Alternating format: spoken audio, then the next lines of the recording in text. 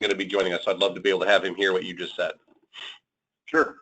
So what we did, I had my first success mortgage closing today, and we closed 10 days early, and I rescored the borrower this week and got him a interest rate 3/8 lower than where we started. Awesome. Awesome. So what does that mean to you? Well, I'm pretty happy about it. No doubt, no doubt. But what does it really mean to you? And I'm going to challenge you on this because more often than not, and I just got done meeting with an entire branch down in Georgia, and I was amazed at what I heard, and it speaks to really the message that I want to deliver today. So go deeper with that statement. I know you're happy, but what does it mean to you? For me, it's the greatest commercial that I can have. Okay. And what does that mean, the greatest commercial to you? I mean, that's part of my, becomes part of my pitch. You know, it's obviously your brand. Included on, right, exactly. Included on all of my social media outlets, and, you know, reminded the agents, including, and the selling agent. In fact, I met with the selling agent on Tuesday. I never met him before, and then attended the closing, of course, and he was there. So it was, I mean, it's really, it helps me create the brand that I want to have. Okay. And what is the brand that you have? The brand that I have is that once you hand the contract to me and I have the borrower, then you don't have to worry about anything until the date of, well, you don't have to worry about anything. Just show up for closing, and we'll get you paid. Is that really a fair and accurate portrayal of what you are going to do? Yes. Okay. Do you have that scenario happen on every closing? Not the interest rate part, but just the overall experience. 90% of the time, yes. Okay. So it begs the question that if we're trying to impress people, there's no doubt that you have the ability to impress people, correct? Correct. Have you ever run one of those all-terrain races like Tough Mudder or the Spartan race or any of those things? Have you ever done anything like that, like the Warrior Dash or anything? Well, I wanted to, but I'm an tennis player, and I blew my knee out in October. So at this point, I'm just trying to make it to the state tournament next week and still be able to win. All right, so, fair enough. So, but no, when you but you know what they're about, right? Yep. What is an easier obstacle? What's an easier obstacle? One that you run and have to step over, or one that you have to jump into the water, swim to, grab a rope, climb up, even though it's slippery, getting kicked in the face by the people ahead of you, climbing over it, sliding down, and then running? Which is an easier obstacle to get through? Stepping over. Okay, so it begs the question that if you had the chance to create your own obstacle, it would be better for you to create an obstacle that you just had to step over and not have to go through all that effort, right? Absolutely. Okay, so this is where we as consultants, because did we talk about our 3 functions of what we get paid to do? I don't know if we have. Okay, we get paid to do 3 things, and we'll explore these in more detail. But what we get paid to do in our business is consult, negotiate, and manage people's fears and expectations. That's really the only thing that differentiates us from the bank, the credit union, the internet companies, and really anybody else that competes against us. Is that we're highly trained consultants, highly trained negotiators, and highly trained managers of fears and expectations. Okay. Okay. And if you think about what's that? I was just writing that down. Yeah. And I'm recording this call too. But if you think about it, if you were to try to communicate your value to anybody else in the marketplace, or if you were to interview any other loan officer, I guarantee you that you would hear all of the same things by each of them, that you're hardworking, that you're honest, you know the business, you know all regs, you've got a great team, you do follow-up, blah, blah, blah, blah, blah, blah. You do all that stuff. What you'll never hear them say is that I'm an awesome communicator, and by communicating means that I know what it means to consult with my clients, I know what it means to negotiate through the process, and I know what it means to manage my clients' fears and expectations. That's really what we get paid a lot of money to do. Right. I agree with that. Okay. Have you ever heard that before? I try and use those words because it's something similar. Okay, well, remember what I said in the very, very, very beginning of our calls was there's only one thing that separates you and I, and there's only one quality about us that makes us different, and it's the words that come out of our mouth, right? Right. That's the only thing. So these three words you will never hear anybody pronounce or communicate to any of their clients when it comes to what do I get paid to do? Or for that matter, why should you work with me?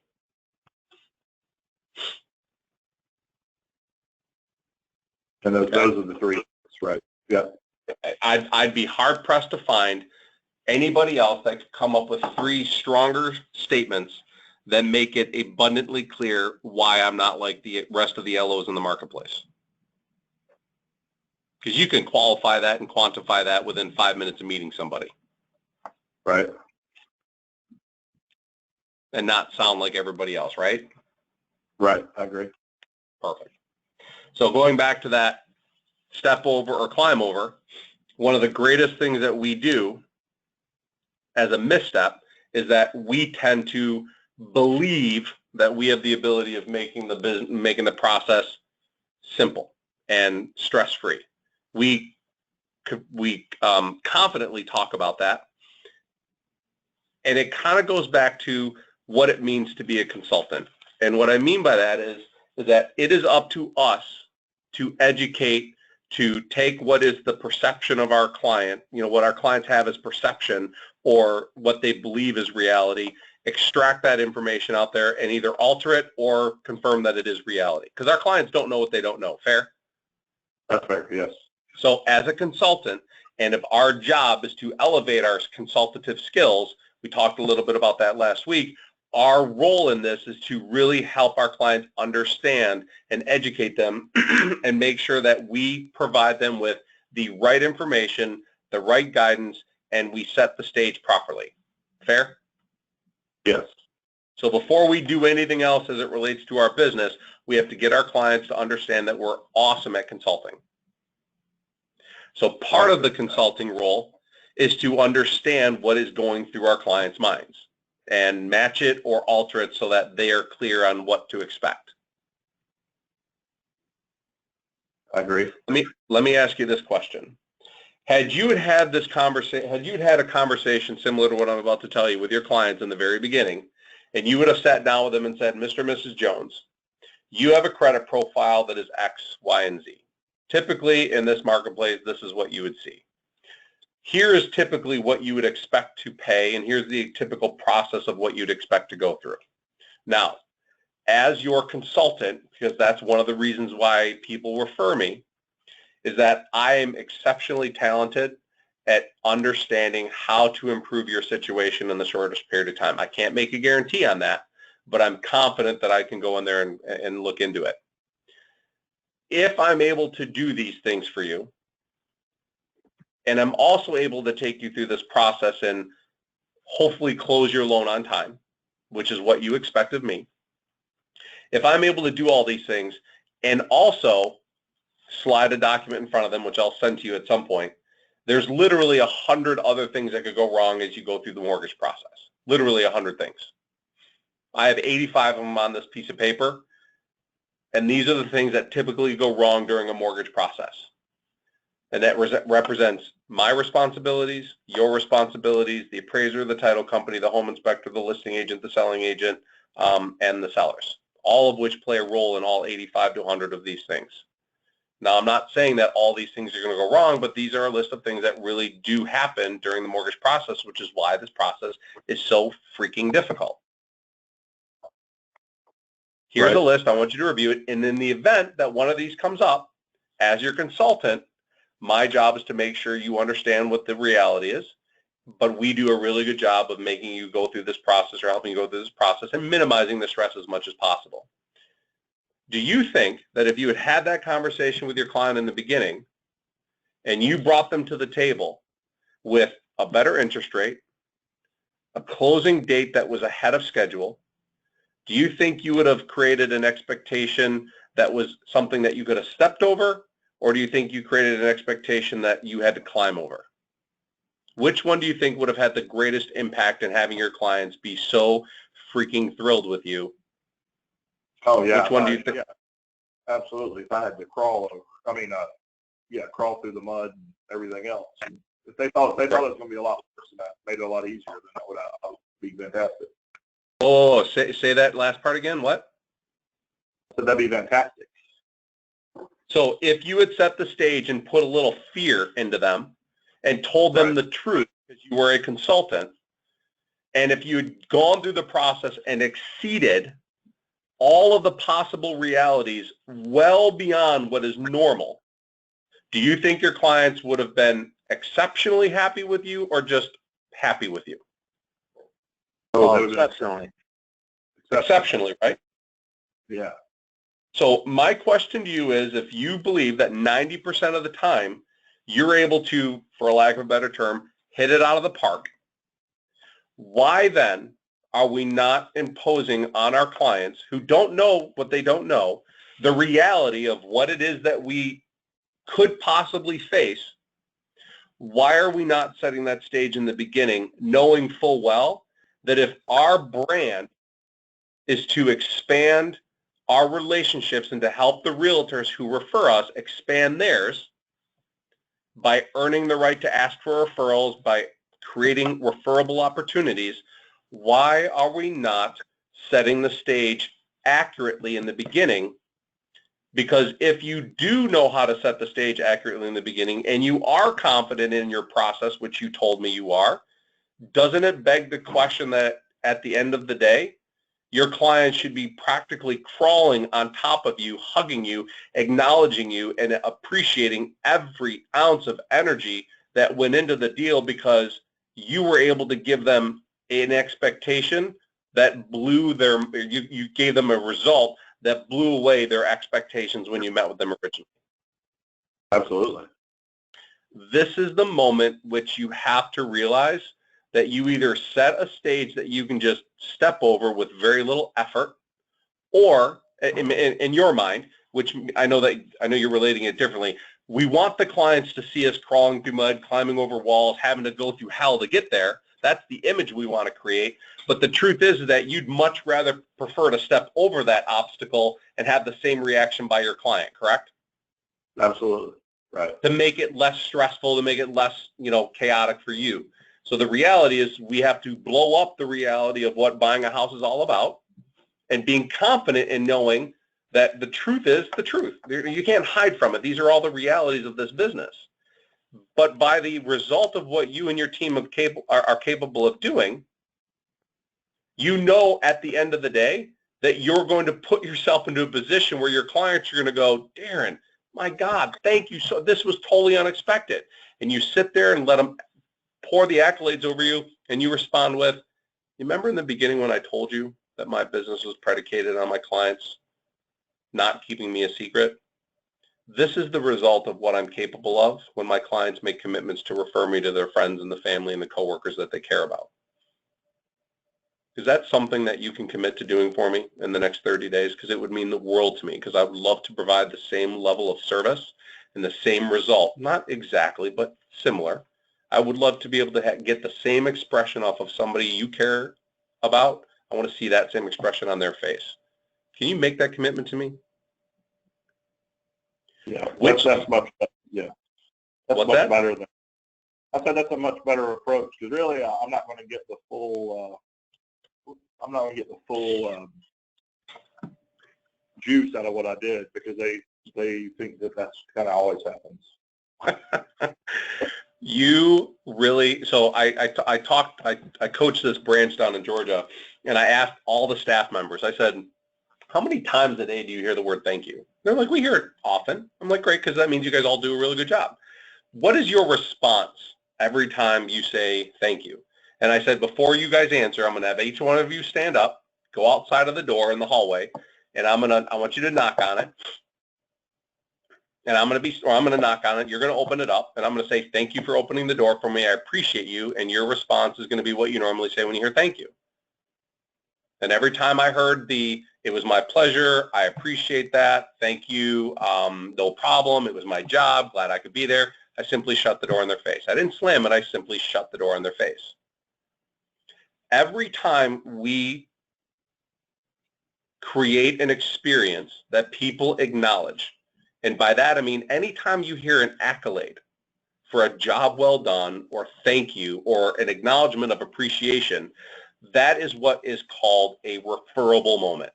That is you orchestrating your brand so that you can capitalize on it. So every day, you, Darren, are an amazing loan officer.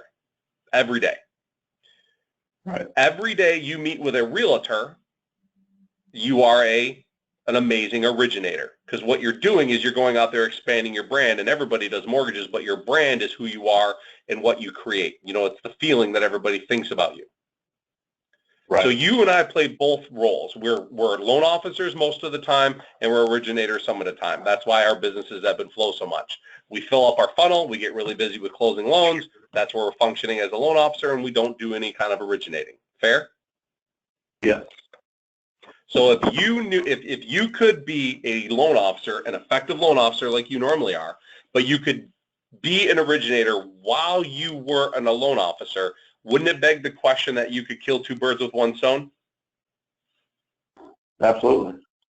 So if you, in every transaction, set the stage appropriately in the beginning, knowing full well that at some point you're going to look like the man that walks over water, walks on water, you likely could create amazing referable moments that could yield people's enthusiasm to really go out there and share and sing your praises to the people they care about. Right, yes. Why aren't you doing it? Good question. I've had it goes back to you've never been trained, you've never been taught, you've never really realized the connection. And that's really where my business succeeded, is that I wasn't that strong as a loan officer. I really wasn't. I was really strong as an originator. And it wasn't because I was good at going out there soliciting realtors. It was good because I took the situation that you just went through and I blew it up tenfold. I would tell, and I'll share a quick little story with you, and I'll make it a lot shorter than it normally is, but I had a client who bought a $50,000 house. She was self-employed as a massage therapist, couldn't scrape two nickels together, had a kid, a 5-year-old son, and she had a house that she was living at with her son and her parents that was 800 square feet. I mean, cramped, to say the least. She came to me as a referral from a realtor. I sat down with her and said, you know what, Michelle, this is not going to be easy. Typically the price point, typically the loan size, the fact that you're self-employed, the fact that you make very, very little income, it's not going to be easy. It's going to be hell, as a matter of fact. So the moments that you think things are done and ready and everything's good to go, shit's going to hit the fan. And I said that because I really wanted her to realize it was going to be difficult, because in my head I thought it was going to be. So fast forward 60 days. Finds a house, doesn't go through, finds another house, doesn't go through, finds a third house, goes through. Getting her approved was hell. Finally, on a Friday afternoon at 2:30, I get a phone call from the underwriter saying your loan is clear to close. Wow. Call her up 20 minutes later, give her the good news. She's crying. She's so happy. I'm like, you know what? That was my day. I'm ready to go home. So Friday afternoon, I'm home by 4 o'clock, and I get a phone call from the account rep over at the bank. He's like, hey, that loan you just got cleared to close? Yeah, we're going to have to deny it. I said, what? I said, yeah, shit. I mean, I was like, and so I was disbelief, pulled off to the side of the room and goes, what's going on? Well, this was back when, a lot of short sales were happening. Well, the listing agent was being investigated by the FBI. And when they did some kind of a background check, they needed his driver's license to prove that the guy that was listing the house wasn't the same guy that was being investigated. Of course, the listing agent wouldn't give it up. Right. So An hour after I get home, I've got to pick up the phone and call her. Well, I go home and I have to have a drink first because there's no way I'm going to deliver this news on a sober mind. So I literally have the conversation with her. She literally falls to pieces. I'm sitting on the floor in my bedroom, bawling my eyes out with her, and she's devastated. I mean, devastated. Like, you could have walked up to her and kicked her kid in the face, punched her in the face, and slapped both of her parents in front of her, and she still wouldn't have been as upset as she was at that point. So we pick up the pieces, lingers and lingers. So another 60, 65 days goes by. She finally finds another house. And the house that she finds is, in her mind, a bad decision because she hates squirrels. Well, this house has a squirrel roaming around on the inside of it. And this comes up, and this is significant here in a little bit. So finally, she decides there's nothing else in the market. I mean, it's a $50,000 home. It's just, you can't find good quality homes in that price point. So lo and behold, we go through the process, finds another house, appraisal goes through, blah, blah, blah, and she closes. So I invite her in, or actually I don't invite her in. She comes by a couple days after closing because I didn't go to the closing. I figured I'd invest so much time and energy, I'm not wasting any more driving out to it. So she comes into the office and she sits down at my desk, and I'm prepared to have her just kind of read me the riot act. I mean, you have those feelings with clients sometimes that you just feel like nothing you could do would ever pacify it. It was so much bigger than I was ever going to be, and it was never going to be a silver lining, or you were never going to turn this into lemonade. You guys understand that? Yeah. So she sits down and she reaches into her purse. I'm thinking she's going to grab a gun or something. So Michelle looks at me and she grabs this thing out of her purse and she sets it on my table, and I still have it on my desk. It's sitting right here. It's this little miniature squirrel, stuffed animal squirrel. And I'm like, hey, Doug, what? Doug, What's that? You fell out for a minute. All right. Sorry about that. Where did you hear? What did you? You were getting ready to. You weren't going to the closing. Was the last thing I heard. Yep. I wasn't going to go to the closing, so she didn't see me at the closing. So she comes by my office. At those moments, you just feel like I didn't go to the closing. I didn't want to get yelled at by anybody. I just wanted it to be done. I was exhausted with it. Michelle's loan was it was hell. I mean, it's just hell. So she comes to my office, she sits down, she reaches into my purse. I'm feeling like she's going to grab a gun, but she pulls out this stuffed animal squirrel, just this little stuffed animal squirrel. And I'm like, oh, okay. And she goes, Doug, I just have to tell you something. She goes, had you not told me how hellacious this process would have been, I would have given up 3.5 houses ago. Even before the denial from the bank, I would have given up on the house. I totally would have been, because you explained to me all the things that were going to go wrong. You told me up front how difficult this was going to be because of my income, my residency, my self-employment, all that stuff. She goes, had you not told me that up front, I never would have been prepared for the just ambush of shit that we went through. And I want you to know that this squirrel, because of how much I hated that squirrel in my house, I want this to be the reminder for you that never, ever miss an opportunity to tell your clients how hard buying a house is. I was like, wow. She since referred me three of her clients, because she's a massage therapist, and I ended up doing a mortgage for one of her friends. On a $50,000 loan, I probably closed another $750,000 in loan volume. And the process was shit.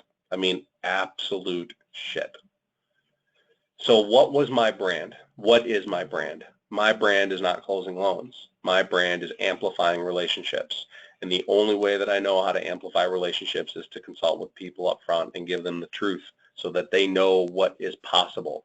And if I didn't set the stage with Michelle, I never would have gotten that extra $750,000 in loan volume. I scared her. I put the fear of God in her a little bit, but she was prepared. But now that doesn't happen on every transaction. But if you manage to set the stage and put a little bit of fear in people's minds that this business isn't easy, what happens if you put that fear and nothing happens? What happens to the client's perspective of you? No, it doesn't change. I mean, if you told them that it was going to be hell and the process ended up closing 10 days earlier and they got a better interest rate, what is their opinion of you? Oh, they think you're a rock star. Man, they think you're Jesus reincarnate. They literally think that you are God's gift to the business. Right. And you didn't really do it. What's that? I do a really horrible job of that because I've done some real shit loans in my career. Yeah. But here's the point. Yeah. Yeah, but if you're going to be a loan officer, and you guys are both exceptionally talented loan officers, and you want to be an originator too, which means that you're going to hunt for your own deal. What's that, Scott? What's that, brother? No, it's Chad. Oh, hey, Chad. Leaving me out of that bundle. Isn't there 3 of us on this call? No, it's just Chad, Darren, and me. Oh, I thought there was another guy. All right, never mind. No. He's Chris couldn't make the call. Okay, got it. You guys see the theme here of what I'm talking about? Yeah, absolutely. Your brand is not closing mortgages. If you think your success is based on how quickly you close a loan, you're missing out. If you think your interest rate is what makes you special, you're wrong. If you think it's your fees, if you think it's your process, none of that matters. Your brand is your ability to amplify those relationships and to put yourself into a position to look as positive and as gifted and as caring and as amazing as you possibly can. And it starts with the initial consultation of, here's the truth. So it's kind of funny that you talk about this because I've been taking a lot of what we've been talking about and just kind of transferring it to some of my calls. So the reason why I was a few minutes late to this call is because I was on the phone with a client. And when we were hanging up, he goes, you know what? He goes, I got to tell you, he goes, the way that you communicate shows your passion and your concern for my feelings of what I want. Right. And I was like, wow, that's cool.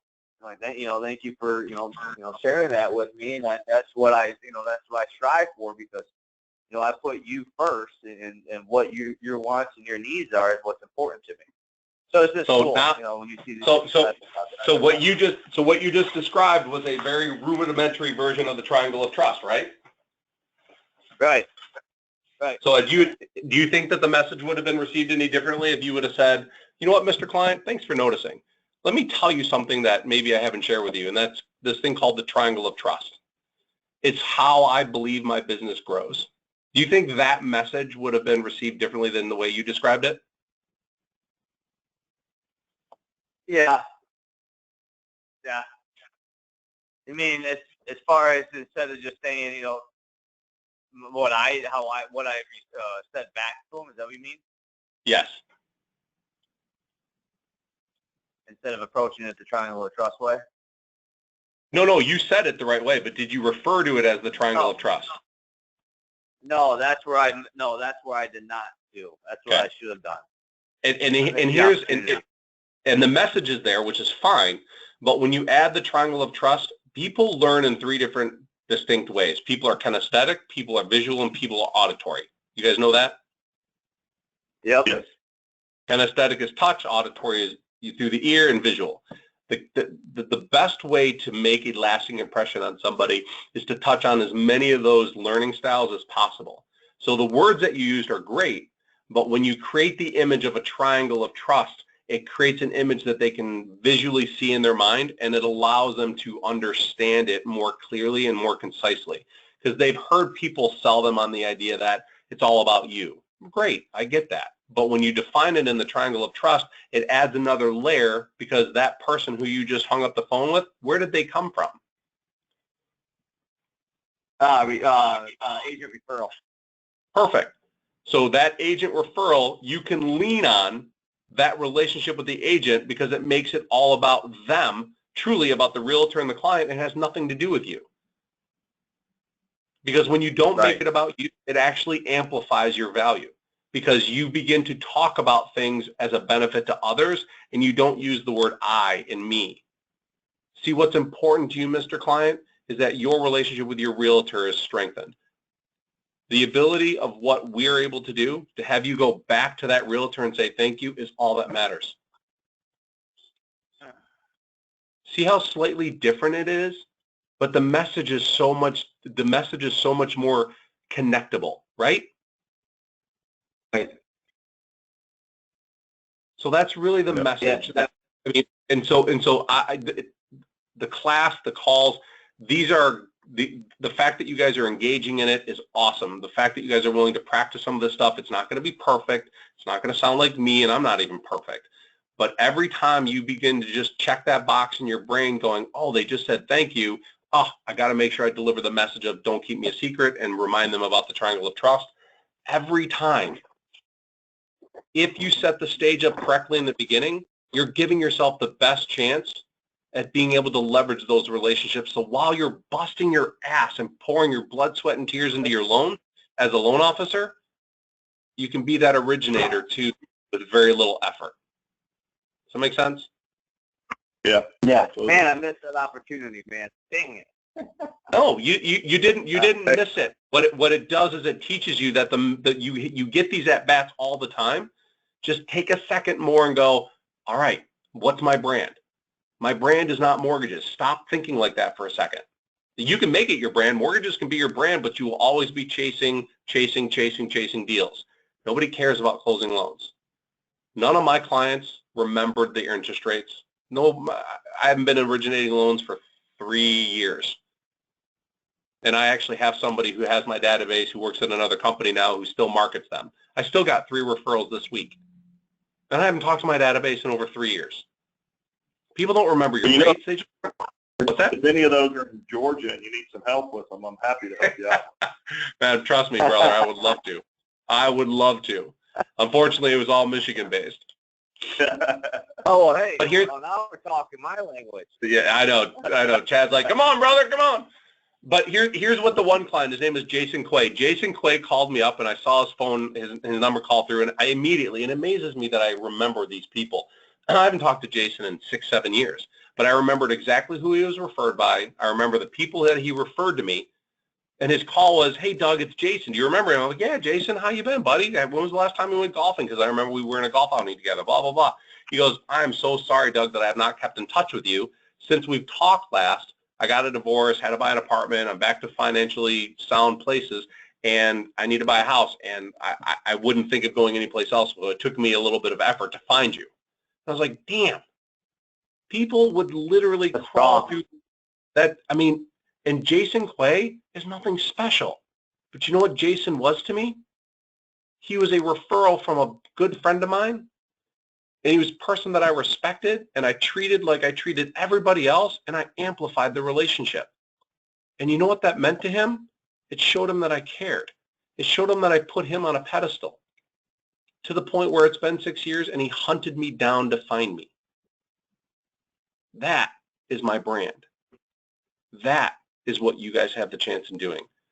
You don't have to be perfect at it. You just have to understand that when you wake up every day to come to work, don't worry about the number of closings that you have. That'll take care of itself. Worry about the number of opportunities you get to go, thanks for noticing. You know what? If I haven't told you, here's what matters most to me.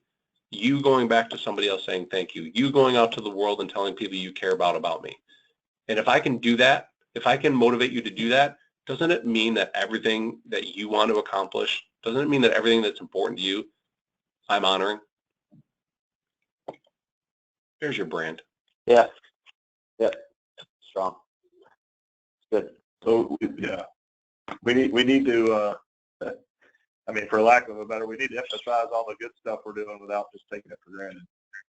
You need to absolutely set the stage, let the clients know how difficult this business is, and then let your efforts just do what you normally do. Shine. Yeah, just do what you normally do, but just realize that when you set the stage like that, you can step over those boundaries and those perceptions so easily.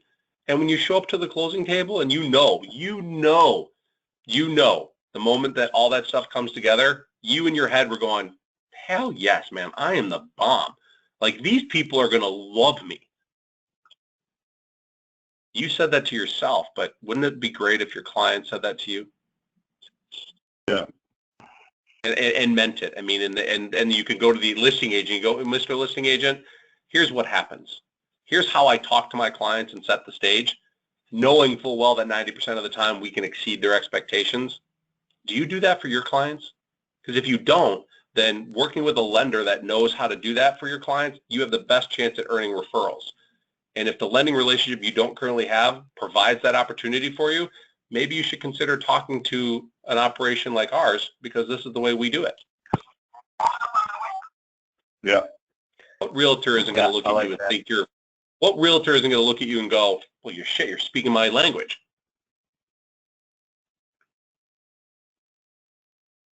That's how you're a consultant. Right. Yeah, I like that. Good thing I recorded this call. It was damn good. It was damn good. I'm actually impressed with myself. I didn't have this agenda planned out, but it just unfolds this way. So I'm looking back at it going, yeah, this is one of my better calls. Well, do you actually have a list? A great way to end the week. I've had like 18 of these calls, and so this one by far, in my mind, is the best one. Did you guys like it? Good. Yeah. I liked it, man. Very good. Awesome. Do you actually have a list of those 100 items or something that can go wrong? I do. And let me tell you a little bit about how I frame it. So what I do is I frame it in the sense of it's like flying in an airplane. Every time you get on an airplane, the pilot comes on the speaker and says, "Ladies and gentlemen, we're about to embark on our trip. We'll be flying at so and so feet. We expect there to be very little, if any, turbulence, but in the event that there is, the fasten the seatbelt sign will come on. Please take your seat, blah, blah, blah." Every time we got on an airplane, we hear it, right? Right. Mm-hmm. Buying a home, going through the mortgage process is a lot like flying in an airplane. You don't want to sit in the pilot's chair. You don't want to know what all the lights and buzzers and screens are for. You don't want to have that pressure. All you care about, Mr. Client, all you care about is knowing that the pilot has flown this flight 100,000 times, that you get to your destination on time, and that your luggage is there waiting for you. And if that's possible, you also have a flight attendant and a team of people that are all about making sure that your flight is awesome and you are well serviced and communicated with and taken care of. And in the brief chance that there's some turbulence that we hit, which typically there is, you're not going to look out your window and see the pilot bailing out. You're going to hear me come over the screen and be like, "Mr. and Mrs. Client, we've reached some turbulence. I warned you about the turbulence in the beginning, and here's the turbulence that we're facing. We've seen this before. We know how to navigate through it. We just need your help. Please be patient."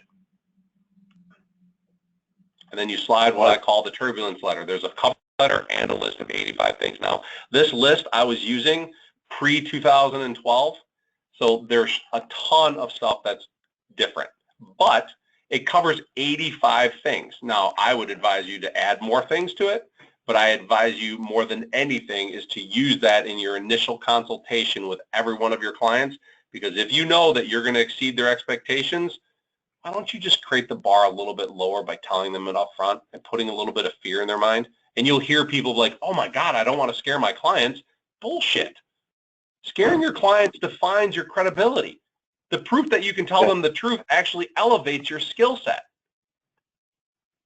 You ever hear a doctor tell you that if you go under the knife and you go under anesthesia, everything's going to be fine? The first thing they tell you is there's a chance that you're going to die.